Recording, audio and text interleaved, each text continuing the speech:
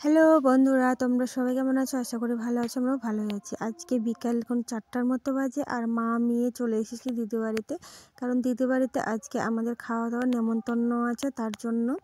আর এখানে এসে দেখি এক ব্যাগ বাজার করে নিয়ে এসেছে, সাথে ওই পাশে ছিল লবণের একটা প্যাকেট। আর আমার সোনার মা হাত দিয়ে তুলে তুলে আমাকে দেখাচ্ছিল যে দেখো মা কত বড় বড় বেগুন নিয়ে এসেছে। আর এদিকে ছিল মাছ, এটা হচ্ছে কাতল মাছ। মাছটা এখন আমি ঢেলে নিচ্ছি, কারণ দিদি ওইদিকে ব্যস্ত আছে, অনেক কাজ আছে আবার। আর ওইদিকে দিদিও কাজ করতেছে। আর এখন মাছটাকে আমি ধুয়ে নেব। এখানে 1 থেকে 1.5 কেজির মতো মাছ ছিল, আর এটা একদমই টাটকা মাছ ছিল। আর বাজার থেকে মাছটা কেটে নিয়ে আসা হয়েছে, কিন্তু আঁশগুলো ছাড়ানো হয়নি, তাই এখন আমি আঁশটাকে ছাড়িয়ে নিচ্ছি। তারপরে মাছটা ধোয়া হয়ে গেছে।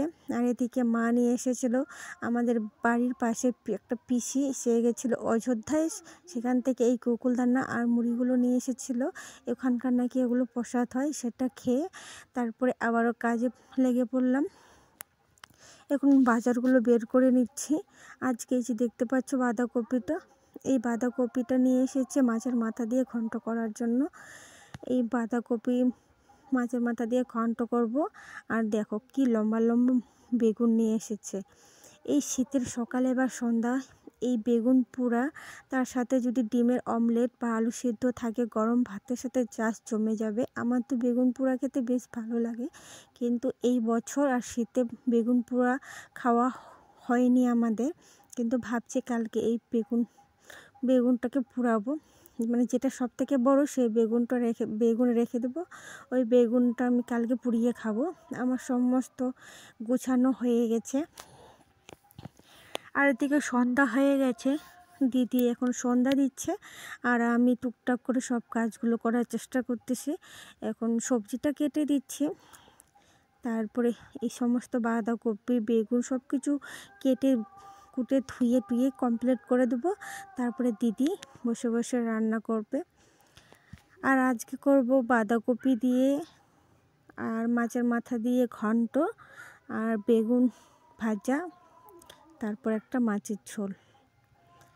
আর এখানে আমি সমস্ত যা যা লাগে সমস্ত কিছু কেটে কুটে নিচ্ছি। আর এদিকে মা, আমার সোনা মা, আমার ফোনটাকে ধরে দিচ্ছিল। ও একদম কথা শোনে না, অনেকক্ষণ বলার পর তারপরে ফোনটা অন করলো। আমার অনেক সন্ধ্যা হয়েছে, মানে 7টার মতো বাজে। আর এখন আমি এদিকে মাছটা ভাজার জন্য কড়াইয়ের মধ্যে মাছগুলো দিয়ে দিয়েছি। আর এদিকে দিদি মাছের ঝোলের জন্য মশলাটা করে নিচ্ছে, কারণ আজকে দিদি রান্না করবে, কিন্তু মাছটা আমি ভাজতেছি। এদিকে মাছের ঝোলটাও হয়ে গেছে, বোন আর দিদি আর গল্প করতেছে, আর মাছের ঝোলটা রান্না করছিল। তারপরে এই পাশে ছিল বাঁধাকপির ঘন্টটা। মাছের ঝোলটা নামিয়ে নিয়েছে, এখন নামিয়ে নিয়ে তারপরে ঘন্টটাও চাপিয়ে দিয়েছিল।